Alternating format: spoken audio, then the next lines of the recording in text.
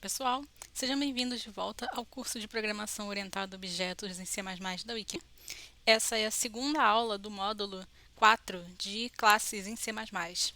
Então, na última aula nós vimos a definição do conceito de classes, os membros básicos necessários para se declarar, se criar uma classe em C++ e como se definiam os construtores e destrutores. Hoje nós vamos começar essa aula dando algumas observações sobre o uso de funções, ponteiros e headers em classes. Bom, como vimos inclusive na aula passada, é possível você fazer a definição da sua classe dentro de um arquivo header, aquele arquivo .h, e depois chamar esse arquivo header dentro do seu código principal, o arquivo CPP, onde vai estar a sua função main. Mas também é uma boa prática você criar a declaração inicial da classe num arquivo .h, que vai ter só essa definição básica, declaração dos membros, a declaração mesmo dos protótipos das funções membro, e depois criar um arquivo CPP com a definição das funções membro da classe. Então, como nesse exemplo aí na tela, eu teria para essa classe date, o .h só com a declaração e os protótipos das funções, e um arquivo date.cpp com a definição dessas funções. E aí, lá no arquivo cpp onde se executaria o código, teria só a chamada da classe com o date.h, com o header, e de forma que esse arquivo, essa biblioteca .h, poderia ser chamada em diversos códigos diferentes. Claro que nesse caso também é necessário compilar o arquivo date.cpp separadamente. E isso é muito útil, inclusive bibliotecas básicas, bibliotecas padrão de C++ funcionam mais ou menos dessa forma, e tem muitas bibliotecas customizadas que é possível baixar pela internet, principalmente para quem usa o Ubuntu, e usar dentro do seu código em C++. Um exemplo disso é que em uma das aulas nós usamos um arquivo chamado gnuplot para plotar resultados gerados pelo nosso código em C++, e criamos uma chamada para o gnuplot lá dentro do nosso código, mas existe para Ubuntu uma biblioteca, um header, que nada mais é do que uma classe declarada ali dentro de um header com uma série de funções, de métodos, para fazer esse link entre o C++ e o gnuplot. Então isso é bastante útil, que esse header pode ser usado em quantos códigos você quiser. Uma funcionalidade especial de funções em C++, que a gente podia já ter falado na nossa primeira aula de funções, mas é mais interessante falar aqui, é a questão das funções inline. O que acontece? Geralmente, quando você declara uma função normal em C++, primeiro a CPU ela vai armazenar o endereço, armazenar na memória onde que ela parou, quando ela estava lá na main e encontrou a chamada de uma função, que a informação vai ficar guardada. Aí ela vai lá para onde está a definição da função, vai criar cópias das variáveis que precisam ser usadas como argumentos, ou no caso de uma referência, pelo menos isso é evitado. E aí a função vai ser executada, todos os comandos dessa função, para depois se armazenar na memória os retornos dessa função, para depois se voltar lá para onde a função foi chamada no código, que pode ser um lugar bem distante, se for um código muito grande, muito complexo, para depois voltar a se executar as linhas de código normal. E isso quando você tem uma função muito simples, que só faz um comando, ou uma linha, ou poucas linhas de comando, ou algumas comandos bem triviais, só esse processo de ida e volta vai gastar mais recurso computacional do que o que a própria função está fazendo. Então, para se economizar recurso computacional nesses casos, principalmente quando essas funções de poucos comandos precisam ser chamadas várias vezes, existe o recurso de funções inline, que ele meio que faz com que a CPU ela transfira a definição, os comandos da definição da função, meio para para o lugar do código onde essa função está sendo chamada, né? É mais ou menos essa a ideia, e com isso se poupa bastante recurso computacional toda vez que essa função é chamada, né? Quando ela precisa ser chamada muitas vezes só para executar comandos rápidos, simples. Então, por exemplo, você faria essa declaração da função do protótipo dentro da classe, e fora da definição da classe, quando você fosse definir o que essa função faz, você apenas digitaria o inline na frente dela, como é feito destacado aí em verde. E uma questão interessante é que dentro de classes, quando a gente tem, por exemplo, um exemplo como essa função area, né, que está sendo definida, a definição dela, do que ela faz, do retorno dela, está dentro da própria definição da classe, ela é automaticamente uma função inline quando isso é feito. Então, é por isso que às vezes é interessante, né, você declarar o que fica entre as chaves da função, né, o que ela faz exatamente dentro das chaves aqui da classe, né, antes desse fecha chave, ponto e vírgula aqui da definição inicial da classe, porque aí essa função automaticamente é uma função inline. Tá, ponteiros para classes. Uma classe, né, como a gente viu na última aula, ela nada mais é do que um novo tipo de variável que você está criando para o C++. E como qualquer tipo de variável, pode se usar ponteiros para apontar para essa variável. A diferença é que quando você cria um ponteiro para um objeto de uma classe, o acesso dos membros dessa classe muda, né? Em vez de se usar o pontinho para acessar um membro, uma função membro, como a gente via lá desde os structs, tem que se usar esse operador tracinho maior que é tipo uma setinha. Então, por exemplo, aí nesse exemplo que está na tela, tem essa classe retângulo, cria-se alguns objetos lá na main, e alguns desses objetos são ponteiros, né? Tem esse ponteiro R2, R3 e R4. E aí, para o caso ali do R2, né, que o objeto dele é uma referência, né, ao R1, ele aponta para o R1, o acesso, né, da função área do retângulo R2 é feito com, né, o operador de acesso de ponteiros, enquanto que a função área do R1, né, que não é um objeto ponteiro, é feito com o pontinho normal. E também nesse exemplo dá para fazer a distinção, né, que a declaração inicial de R3 e R4 são feitas como ponteiros, mas o que está sendo feito na realidade para R4 é que R4 é um array, né, de retângulos, né, de objetos do tipo retângulo. Então, o acesso para a função de R4 de cada membro, né, do array de retângulos é ainda feito com o pontinho, porque o ponteiro ali está sendo usado como uma das condições lá da alocação dinâmica de arrays. Então, é uma observação importante. Tá, this. This é um tipo especial de ponteiro que existe para classes. Ele é um ponteiro que aponta para o objeto da classe.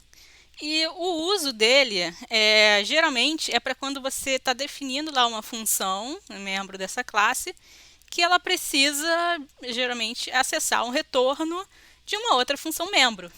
Então, como você, né, acessaria uma função membro de um objeto da classe lá na main? Com um pontinho, né, ponto, objeto, ponto, função. Só que, né, como você ainda não tem o objeto aqui, já que você ainda está na definição da classe, você ainda não está lá na main com o objeto já sendo criado, você usa o this e acessa então a função membro, que precisa do retorno que você quer. Então, nesse exemplo que está na tela, eu tenho uma função double volume, né, que dá um retorno, e aí na função bool compare eu preciso acessar, né, o retorno dessa função volume. Então, eu uso this, já que eu ainda não tenho, nesse momento dessa definição da função, o objeto da classe box para poder chamar, né, a função volume. Tem muitas outras utilidades, mas essa geralmente é a mais usada. Em geral, o que se deve levar em consideração é que o this nada mais é do que um ponteiro para o objeto da classe. Lembra, né? O objeto é quando ele já está instanciado lá na execução do código, seja na main ou seja dentro de outra função lá fora da classe.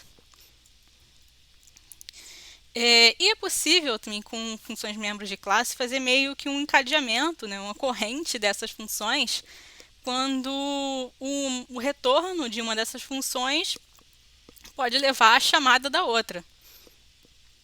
Então, por exemplo, nesse exemplo que está aí na tela, tem uma função, funções que são todas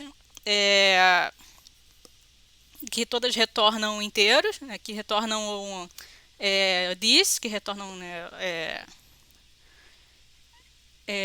ponteiros para o objeto, modificam, né, esse objeto. Então, o que é esse return this? Elas estão modificando o objeto e recebem como argumentos inteiros. E aí, quando chega lá na main, eu tenho lá o meu objeto calc com C minúsculo, chamo a função add, né, tenho lá o meu objeto inicial, né, que pelo construtor default que vocês estão vendo aí na tela, ele é sempre construído o membro mValue com valor 0. Então, quando eu chamo add 5, o mValue vai passar a valer 5, né, 0 mais 5. E aí, como eu estou retornando this, quando eu estou retornando o próprio objeto, eu posso já emendar a função sub3, né, que ela pega o mValue do objeto e subtrai o inteiro 3. E como eu estou retornando o objeto, eu já estou ali. Seria o equivalente de eu fazer calc.add 5 ponto e vírgula e depois embaixo calc.sub3. É a mesma coisa, já que as minhas funções add, submulti estão retornando o this, estão retornando o próprio objeto. Entenderam? Isso só é possível, né, por causa desse retorno do objeto.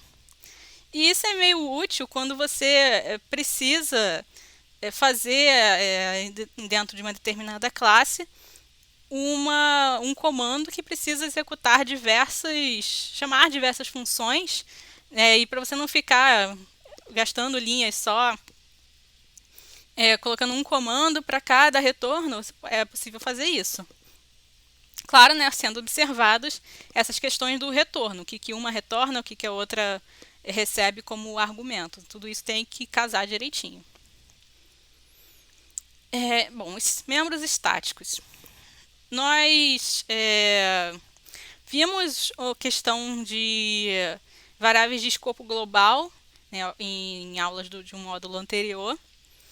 E a questão de um membro static é similar. Um membro static de uma classe, ele meio que não é um membro exatamente, é mais ou menos uma propriedade. Ele não precisa, né, de um objeto sendo instanciado para ele ser acessado. Então, nesse exemplo aí que está na tela, é declarado esse membro, bom, é público, né, já que ele meio que tem um escopo global. Esse membro estático inteiro, né, chamado sValue. E lá na main, percebe que esse sValue, né, está sendo acessado, né, por meio daquele operador dois pontos, direto, sem que seja criado nenhum objeto para essa classe something. Então, o membro estático, ele é isso, ele é só uma propriedade que é acessada, que não tem nada a ver com o objeto. E da mesma forma, você pode também criar uma função estática. E você pode, por exemplo, uma função estática, ela pode ser uma função de acesso para uma variável estática. Pode ser, como está nesse exemplo aí, está só retornando essa variável estática, tornando ela de escopo global, né? Porque antes ela tinha que ser declarada como public para poder ser acessada lá na main, né? Lembra dos tipos, né, de restrição de acesso das classes, dos membros de classe. Então aqui ela agora passa a ser uma private e a função de acesso dela ali sendo declarada como public. E se é possível então criar uma classe que só tem membros estáticos, como essa classe something aí do exemplo, que ela vai receber o nome especial de uma classe monostate. Porém, né, é aquele mesmo tipo de ressalva que a gente fez lá para variáveis de escopo global. Você realmente precisa que o que está dentro dessa classe seja acessado irrestritamente em qualquer lugar do código, sem nem precisar de objetos, o uso disso é um tanto restrito, né? Geralmente isso não é muito necessário, não. Bom, funções friend, funções amigas. Ocorre que quando você, né, cria uma classe, você tem que usar lá os operadores de acesso para poder, né, acessar, chamar as funções membros dessa classe lá dentro da main ou dentro de qualquer outro lugar do código. Sendo que às vezes, algumas situações, é preciso que você precisa de alguma função que consiga acessar membros de mais de uma classe, por exemplo. Precisa que essas classes meio que trabalhem juntas. E aí, para isso existe o recurso de funções friends, né, funções amigas, que elas não precisam da chamada do objeto da classe para serem chamadas na main. Então, por exemplo, essa função friend do exemplo que está na tela, ela é uma void que recebe como argumentos um objeto da classe temperatura e um objeto da classe umidade. Então, ela é uma função que existe dentro dessas duas classes. E, poxa, se eu não usasse uma função friend, como é que eu faria, né? Lá na minha main para chamar essa função que depende dessas duas, que usa essas duas classes, que objeto eu usaria? Com a friend não tem essa preocupação. Mas aí eu queria fazer uma observação, né, que quando essa classe temperatura está sendo definida, a classe umidade ainda não foi definida. Então, percebe que lá na primeira linha, né, tem meio que uma declaração de protótipo da classe umidade, né, só para ela poder ser referenciada ali dentro da friend, dentro da classe temperatura, e aí sim depois é que a classe umidade é definida direito. Então, temos aqui a definição da função printWeather fora das duas classes, né? E note que aqui não tem o uso daquele operador dois pontos, por ela ser uma função friend, ela não precisa daquilo. Só vem a definição dela como se ela fosse uma função normal de C++, não relacionada a classes. E ela chama lá os dois argumentos dela, né, que são objetos do tipo temperatura e umidade.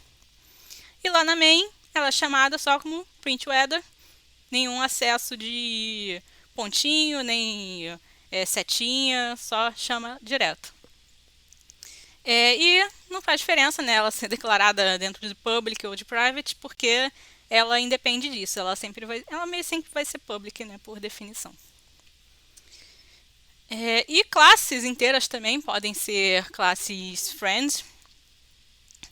É uma forma similar, né, ao uso das funções friend, que elas meio que liberam acesso, né, às partes privadas da classe. Só que aí a observação que tem que ser feita é que não tem uma reciprocidade, né? Lembra que naquele exemplo da função printWeather, né, das classes temperatura e umidade, a função friend ela teve que ser declarada nas duas classes, né, para ela poder ser usada de forma irrestrita no código. Aqui, nesse exemplo, uma classe amiga ela está sendo declarada só dentro da definição da classe square, mas ela não existe uma friend class square dentro da definição da função rectangle. Então a recíproca aqui não é verdadeira.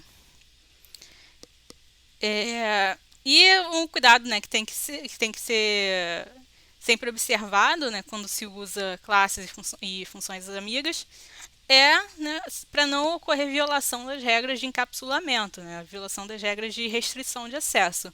Muito cuidado para você não acabar tornando públicas informações que seriam perigosas se o usuário do seu código conseguisse acessar livremente e sair mudando ao bel prazer. Vamos falar então agora sobre overload de operadores, que é uma coisa muito importante quando se trata de classes. Bom, quando a gente viu, né, na nossa aula de conceitos básicos, quando falamos de operadores, nós vimos, né, que tinha operadores de operações matemáticas, né, de soma, subtração, multiplicação, papapá. Temos também os operadores que são usados dentro da CIN e Cout, né, para imprimir informações na tela. temos operadores para acessar membros de arrays, né, que são aqueles colchetes, tá? Mas aí quando a gente está criando uma classe, a gente está, de certa forma, né, criando novos tipos de variáveis para o C++. Mas aí, então, o que acontece quando eu tento usar operadores com essas classes? Bom, o C++ sabe o que é você pegar um inteiro 1 e somar com um inteiro 5, né? 1 mais 5 igual a 6. O resultado vai ser um inteiro de valor 6. Mas se eu criei uma classe frutas, né, e tem um objeto fruta banana e fruta maçã, o que o compilador vai entender que é banana mais maçã? O que o compilador faz? Né? A gente precisa então dar essa resposta para o compilador na forma do overload de operadores, que é uma declaração dentro da classe que você simplesmente vai dizer o que significa para um objeto daquela classe o uso daquele operador. Então, por exemplo, essa classe aí de preço, né, ela está sendo feito o overload dos operadores de soma e de atribuição, dizendo para o compilador, ó, quando eu chegar lá na minha main, por exemplo, e eu pegar um objeto do tipo preço, né, que tem esses dois membros reais e centavos, se eu quiser somar dois objetos do tipo preço, o que o compilador vai fazer? Se eu quiser dizer que preço P1 é igual a preço P2, o que o compilador vai entender? Então, a gente tem aqui a definição, né, desses operadores, que ele vai pegar, ó, se eu tenho um operador aqui de soma, né, de dois objetos do tipo preço, P1 e P2, eu vou declarar um objeto chamado soma, vou pegar o membro reais de P1 e somar com o reais de P2, né, lembrando que reais é um inteiro, então isso daí o compilador vai entender, ok, vou somar dois inteiros. Com os centavos, que também são inteiros, eu vou pegar e vou somar, e aí vou observar, né, se essa soma vai ser maior que 100, né, porque se eu tenho mais de 100 centavos, eu já tenho R$1. Então, ele vai pegar, se essa soma for maior que 100, vai acrescentar mais R$1 ao membro reais, e vai pegar esse resto para ser, o resto da divisão por 100, para ser o valor dos centavos. E vai retornar esse objeto soma. Então, quando for compilado esse código, o compilador vai saber o que significa somar dois membros da classe price. Mesma coisa que está sendo feito com o operador igual. O que acontece se o usuário fizer P1 igual a P2? Né? Ele vai pegar e vai o objeto, né, o membro reais do objeto P1 vai ser igual ao membro reais do objeto P2 e assim por diante, né? Retornando esse novo objeto.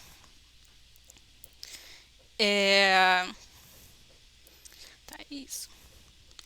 Então, vamos para um exemplo prático de classes em C++, que é uma aplicação bem clássica de introdução a classes, que é criar uma classe de um vetor, né, que acho que é um exemplo que é muito bom para você ver como funciona, por que é tão importante a gente criar classes e definir overload de operadores para abrir um novo mundo de possibilidades na nossa programação em C++.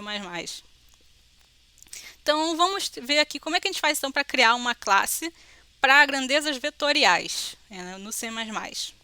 E para poder fazer mesmo todas as operações de vetor, né? Não é só usando o array que eu tenho que acessar cada membro individual de um array para poder somar um com o outro. Não, eu quero já definir uma classe vetor e aí fazer o produto escalar, igualar um vetor com o outro direto, imprimir um vetor na tela. Vamos já definir isso tudo usando uma classe, né? E uma observação rápida, né, que C++ já possui uma biblioteca padrão Vector, que já tem tudo isso, mas vamos fazer na mão para ver como funciona. Então, né, a gente começaria, né, com as nossas declarações usuais de biblioteca, IOStream, sendas de lib que a gente vai usar lá para definir uma funçãozinha de erro, o math, que a gente vai pegar lá para ver funções de valor absoluto, string. Sempre o nosso user namespace std. A gente vai para o VS Code daqui a pouquinho, mas vamos passar aqui o passo a passo, né, do que seria necessário. Então, a gente teria os nossos membros, que seria o comprimento do vetor e as componentes desse vetor, né, que vai ser usada ali a alocação dinâmica para criar um array. Os construtores, né, vamos definir um construtor default, que é sempre uma boa prática quando você quer uma classe para poder ser usada em diversas partes de qualquer código, que o seu usuário pode simplesmente chegar e querer declarar vetor v ponto e vírgula, né? E você tem que ter um construtor default preparado caso ele não dê nenhum argumento para o construtor. E aí tem o construtor normal também, né, que recebe como argumentos um inteiro e um double, né, para os dois membros length e comp. Tem um destrutor, né, já que a gente vai usar a alocação dinâmica para o componente, para o membro comp. Tem uma função ali de acesso, né, para retornar o tamanho do vetor, né, que isso às vezes é muito útil. Você precisa fazer, sei lá, vai que seu usuário precisa fazer diversas operações com o vetor e ele precisa fazer algum laço, algum for, por exemplo, que vai iterar tantas vezes quantos elementos existirem nesse vetor. Então, ele pode fazer, né, for int igual a 0 e menor que size, né? Então, ele precisa ter acesso a esse size. E aí, vários overloads ali de operadores sendo definidos. Overload de operador de atribuição, mais igual. Eu gostaria de chamar a atenção ali para operadores como o colchete, né, que a gente pode definir que membros dessa nossa classe vetor vão ser acessados que nem membros de array, né, com, por exemplo, v entre colchetes i para acessar o membro i, em vez de ter que fazer v.comp, né, para acessar o membro comp. E outras funções, como o módulo do vetor, por exemplo, o valor máximo do vetor, a gente pode definir. E tem vários operadores, overloads de operadores aqui, que estão sendo declarados como friends, né, que aí você não precisa chamar um objeto para acessar ele, a gente vai ver como isso funcionaria numa int. E gostaria de chamar a atenção também, né, para a sintaxe desses overloads de operador. Note que aqui, com o overload de um operador atribuição, por exemplo, o tipo dele, né, o tipo desse retorno vai ter que ser vector, então por isso que a declaração começa com um vector comercial. E ali no overload do operador colchetes, como a gente está falando de componentes, né, que nossos componentes são do tipo double ali no membro comp, a gente precisa que o nosso overload de operadores seja do tipo double. Então, por isso está sendo usado ali o double comercial, por causa do tipo de retorno. Então, aqui uma série de definições de funções friend. Note que o último overload de operador ele é do operador de inserção, né, para a gente poder definir o que uma cout faria, por exemplo, com um objeto do tipo vetor. E aí começaria aqui as definições, né, de todas as nossas funções membro. A primeira, né, que é só uma funçãozinha para imprimir uma mensagem de erro. Então, e depois chamar a exit, né, da biblioteca padrão standardlib. Note que ela é definida como uma inline, né? Por quê? Porque ela pode ser chamada várias vezes ao longo do código, né, repetidas vezes, e ela faz só uma série de comandos bem simples e rápidos. Não faria sentido a gente ficar passando por todo aquele processo lento, mais burocrático de chamada de função. Define como inline, que isso ganha bastante tempo lá para a execução desse código, já que ela é uma função que seria chamada várias vezes. E aí define-se aqui os construtores. Tanto um construtor que pode receber direto um vetor, né, para o membro comp, né, você já fornecer para ele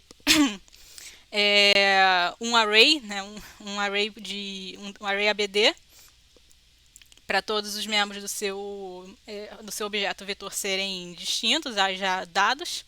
Ou então esse segundo tipo de construtor, que recebe só um inteiro n e um double a, que ele vai criar um objeto vetor em que todos os membros são iguais.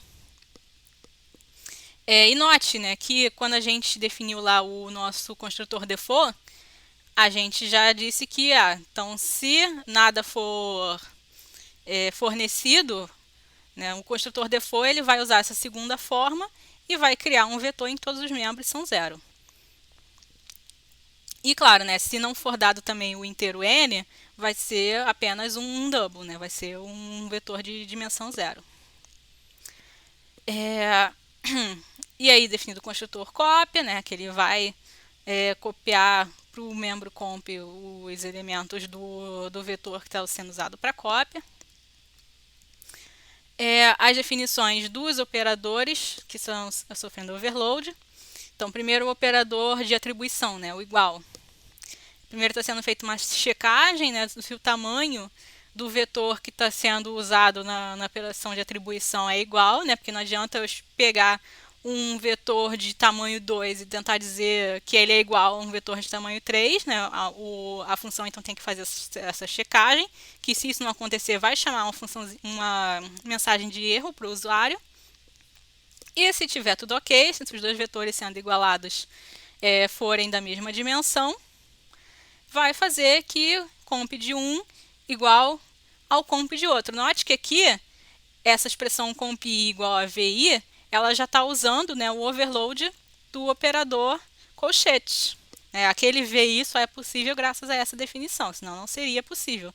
Teria que ser feito v.comp i.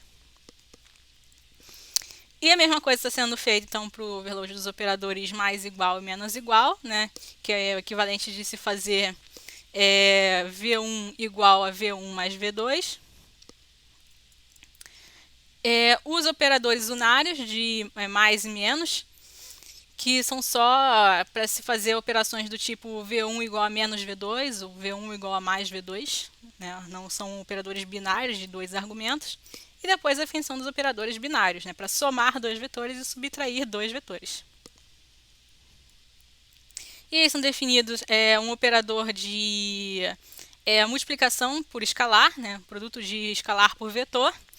Note que primeiro é feita a variação com o escalar sendo dado antes do objeto do tipo vetor e depois sendo feita uma definição, né, de um overload de operador em que o argumento do objeto vetor é dado depois do argumento escalar, né, o argumento do tipo double, em que ela simplesmente chama, né, como retorno escalar vezes v, ou seja, vai chamar a função de overload de operador anterior.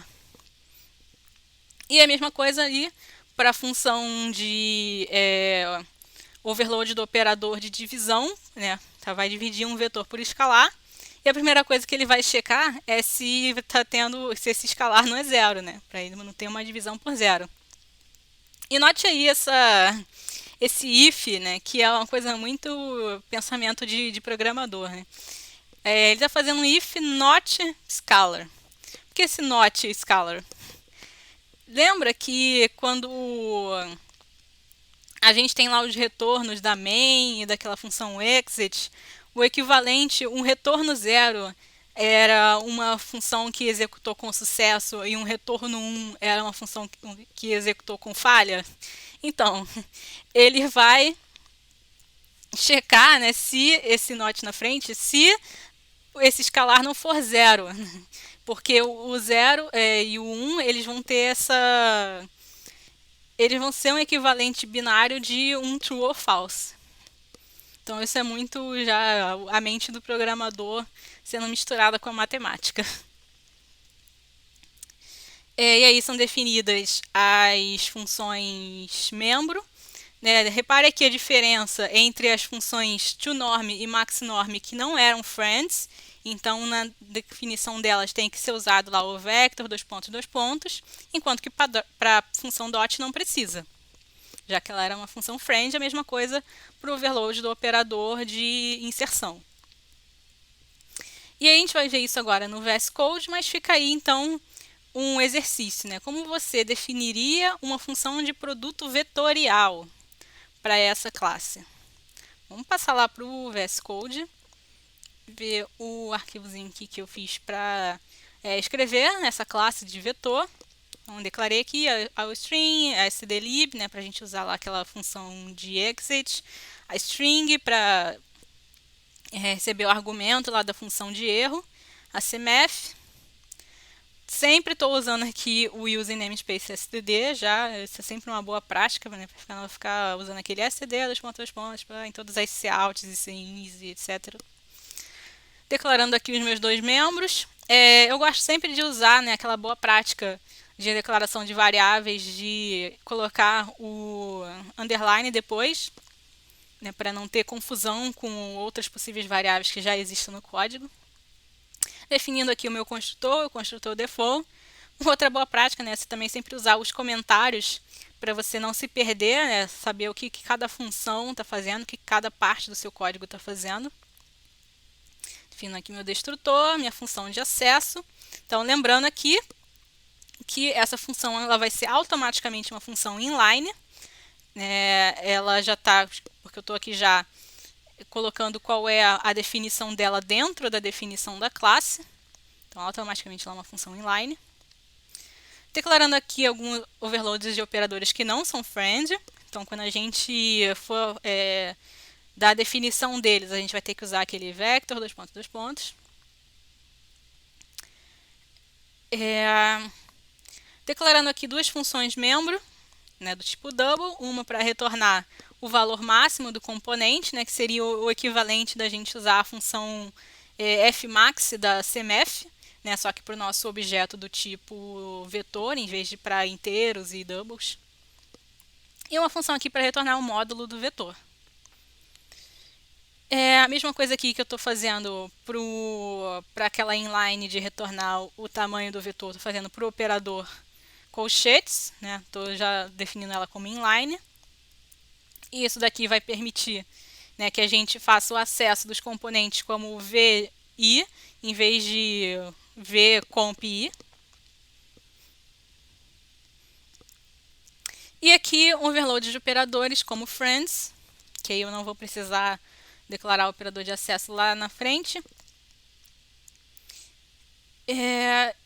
Aqui tem operadores de soma unários, operadores binários, multiplicação lá por escalar, que a gente falou antes, e a divisão. E aqui o produto escalar, né, entre dois vetores, e o operador de inserção. E a gente começa aqui, né, com aquela funçãozinha de retorno de erro. Repare que eu não declarei ela dentro da definição da classe, ela sendo uma função inline, isso é possível de fazer. Então, ela vai ler uma string e vai imprimir essa string na tela. E logo após, a frase saindo do programa e chamando a função exit lá da standardlib com, né, o 1 indicando aqui falha, né? Um exit failure, né? Pode ser usado aquela macro também que a gente tinha visto algumas aulas atrás. E aí que estou definindo aqui o construtor que vai receber um array, né, direto. E estou definindo um construtor que vai inicializar todos os membros, os componentes, né, do nosso vetor com o mesmo valor, e isso vai servir lá para o nosso construtor default. O construtor de cópia, o overload do operador de atribuição, né, que vai fazer aquela checagem para ver se os dois vetores estão sendo igualados, realmente têm o mesmo tamanho, né, isso é importante. E ele vai fazer, né, igualar os membros aqui comp do primeiro operando com os do segundo operando, né, já aqui usando o overload do operador colchete. E retornando aqui o resultado, né, essa modificação já que eu estou modificando aqui o comp, né, do meu objeto, eu estou retornando esse objeto modificado. Observe aqui o uso do operador de deferência. Mesma coisa para o overload do operador mais igual. Lembrando, né, que esses overloads de operadores eu não declarei como friend, então eu tenho que usar esse vector dois pontos aqui para o acesso. Esses dois aqui eu estou declarando como inlines, que eles são funções overload só para mudar, né, o sinal de um vetor.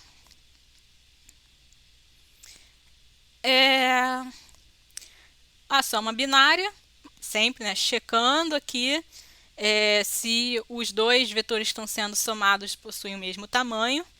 E, né, repare aqui que aquela função erro que a gente definiu que ia receber uma string como argumento, eu estou sempre fornecendo uma string para ela, e note que ela está sempre sendo chamada em todas essas funções, né? Então, lembra daquele, para que serve a função inline? Ela precisa ser chamada aqui várias vezes, pois, então vamos defini-la como inline para não ficar o código indo e voltando muitas vezes.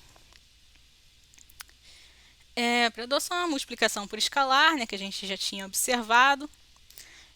Cria-se aqui um objeto, multiplica-se cada componente desse objeto por, né, um escalar. Lembra aqui mais uma vez, né, sendo usado o overload do operador de colchetes, em vez de se escrever v.compi, e retornando esse resultado. Mesma coisa aqui, quando se inverte a ordem dos argumentos, eu chamo o overload anterior. Aquela do operador de divisão, né, checando se esse escalar que é dado não é zero.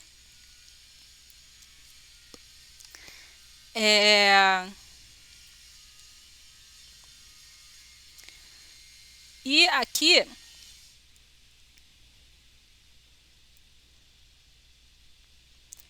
é a função para retornar o módulo do vetor. Ela está criando um double aqui e ela vai primeiro ir somando, começa somando os primeiros componentes. Né? Lembra que quando a gente está usando a alocação dinâmica, o primeiro componente, né, do array que a gente cria com alocação dinâmica, a gente sempre consegue acessar por padrão. E aí, para os componentes seguintes, está sendo usado aqui fazendo laço for aqui, né, até o comprimento total, pegando essa soma inicial e se completando, né, com os outros membros até o último, e depois, né, chamando aqui a raiz quadrada dessa soma, ou seja, é a operação de cálculo de módulo de um vetor. E essa, né, função square root, né, naturalmente, ela é lá da CMF, né, da Biblioteca Padrão Matemática do C++. Essa funçãozinha aqui é para retornar o componente máximo, né, do vetor. Então, está usando aqui a fabs, lá da CMF. E ela começa com o componente 0. Nota aqui que eu estou pegando, né, com a fabs, eu estou pegando o valor absoluto. Né? Não me importa se é negativo ou positivo. Aqui para essa maxcomp, aqui eu estou vendo mesmo o máximo valor em módulo, né? E aí está se fazendo uma comparação para todos os membros desse vetor, o máximo entre o anterior e o do novo e o do membro seguinte. E aí no final o valor máximo vai ser retornado aqui com essa norma. Aqui a função de produto escalar de dois vetores. A mesma coisa, vai checar se os comprimentos são os mesmos, se não for, retorna uma mensagem de erro. Cria aqui um double, né? Produto escalar de dois vetores um escalar. E faz-se aqui, né, a operação. Ele começa, né, com o produto entre o primeiro componente, né, dos dois vetores, e vai somando os produtos dos componentes seguintes aqui nesse lacinho for até o final do comprimento do vetor. A própria definição de produto escalar. O overload do operador de inserção, né? Note que aqui a gente precisou chamar um objeto do tipo OSString, que é lá da biblioteca padrão iString, e a gente só está podendo fazer isso aqui direto porque a gente usou aquele using namespace std, senão a gente precisaria, né, deixa eu deixar o VS Code dar o highlight aqui, a gente precisaria usar o std, OSString, como o VS Code está indicando. E note mais uma vez que o VS Code também está indicando que esse OSString é um type-def de uma variável do tipo basic OSString para char. Nós vamos ver no próximo módulo o que significa esse char entre maior e menor aí. Já vou deixando aqui a pulga atrás da orelha para vocês para o próximo módulo. E o que está sendo feito aqui, então, para esse overload do operador de inserção para um objeto do tipo vetor? Está sendo impresso na tela, em cada linha, 10 componentes desse vetor. Então, está sendo feito aqui o for, né, para todo o comprimento do vetor. Então está sendo é, impresso, né, cada componente, e quando se chega num número de componentes múltiplo de 10, pula-se uma linha. Então, ele imprime 10 elementos, pula uma linha, imprime mais 10, pula uma linha, até o final do comprimento do vetor, né, para não sair imprimindo um depois do outro ou pulando uma linha em cada elemento. Isso aqui pode ser feito aqui a gosto do freguês, né? Você pode definir como você quiser. Quero imprimir só 5 elementos por linha? Fica à vontade. E aqui, finalmente, na main, a gente está criando, né, primeiro a gente está definindo qual vai ser o comprimento desses vetores com os quais a gente está trabalhando. Eles vão ser vetores de 50 elementos. E a gente está fazendo aqui a alocação dinâmica, né, para um objeto, que vai ser o V1. Então, esse V1 ele vai ser construído desse inteiro, que vai ser o nosso length, e desse V, né, desse array V, que a gente está aqui criando com alocação dinâmica. Está sendo aqui criado um vetor M2 só com o comprimento, então ele vai chamar parcialmente, né, o construtor default, que ele vai inicializar todos os membros comp, né, com um valor 0, e vão ser 50 membros com valor 0. E aí está sendo feito um forzinho para atribuir novos valores para os membros desse V2. Note, isso daqui, essa operação só é possível porque a gente fez o overload do operador de atribuição para o overload do operador de colchetes, né, para o membro do tipo vetor. A gente está usando isso aqui e aqui. Senão a gente teria que acessar, né, os membros como v2.compi. Criando esse aqui um novo vetor V3 com todos os componentes com o mesmo valor. E aqui a gente usando e abusando do nosso overload de operadores, criando um objeto V4, usando aqui o overload de atribuição, que vai ser, né, menos o vetor V1 mais 3,3 vezes o vetor V3. Né, aqui usando também o overload do operador de multiplicação. Overload de operador de mais igual, né, atribuição e soma. Overload do cout, né, ele vai imprimir o vetor V4 na tela, naquele esqueminha que a gente definiu lá, 10 membros por linha. Mais um overload aqui com do unário de menos e do produto por escalar. E aqui a gente note que a gente está fazendo a chamada daquela funçãozinha que retorna o produto escalar. E como ela é uma friend, né, a gente não precisa aqui escrever v.dot, até porque a gente está, né, multiplicando dois objetos do tipo vetor. Então ela precisa ser uma friend, né, porque a gente não tem como chamar ela por meio de um objeto apenas. A gente está aqui, né, precisando de dois objetos para essa função retornar alguma coisa. Então, por isso, essa que é a utilidade de uma função friend. Como a gente faria? A gente ia chamar v1.dot, mas eu preciso de chamar v5 ali também, né? Como é que faz? E a gente está imprimindo na tela, o produto escalar é igual, pegando esse valor de A, e por último chamando aquela funçãozinha de módulo, que ela não é uma friend, então eu preciso definir aqui que eu quero o módulo do meu objeto V1, e imprimindo ele na tela. E depois estou liberando a memória lá que eu usei para alocar, né, o meu array V. Então vamos compilar com o Remember the Task. Concluído com êxito. Chegar aqui no nosso terminal e executar lá com ponto barra e o número do nosso executável. Demora um pouquinho, né, porque a gente está com um vetor muito grande de 50 elementos. Mas a primeira coisa, né, que a gente pediu para ele imprimir na tela foi aquele cout dos 50 elementos. E aí ele está aqui imprimindo os 10, né, elementos do vetor por linha. Ele vai fazendo isso até chegar no final. E aquelas duas últimas linhas que a gente pediu para imprimir, né, que é de o produto escalar de V1 e V5 é igual a par, né, como são vetores bem grandes, com 50 elementos, é claro, né, que esse produto escalar vai ser grande, e o módulo de V1 também igualmente grande. Bom, e é isso. Vamos voltar aqui para a nossa apresentação.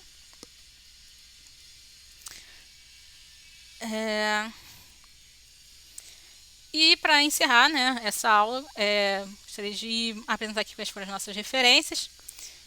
Como sempre, o Learn CPP, de onde nós temos bastante informação, e o livro do Young, né, de onde veio esse último exemplo aí da classe vetor, com algumas pequenas modificações que a gente fez aqui, mas que é uma ótima referência de C++, para quem está nessa área de ciências, nessa área acadêmica e de engenharia. Então, nesse módulo, nós aprendemos a usar classes em C++, de uma forma um pouco mais básica, ainda tem muita coisa de classe para a gente aprender, mas os elementos mais básicos para você poder começar a usar classes em C++ e orientação a objetos em C++, vocês agora já são capazes de fazer. Então, espero que vocês tenham aprendido bem esses conceitos. Pratiquem bastante, porque classes é uma coisa que você só domina com bastante prática. E a partir do próximo módulo, vamos ver alguns outros conceitos mais avançados de classes em C++. E é isso, mais uma vez. Se vocês tiverem qualquer dúvida, quiserem entrar em contato, é só usar aí o QR Code na tela para acessar o meu LinkedIn e o LinkedIn da Wiki Brasil, caso queiram saber mais sobre a Wiki. E eu vejo vocês no próximo módulo. Até a próxima!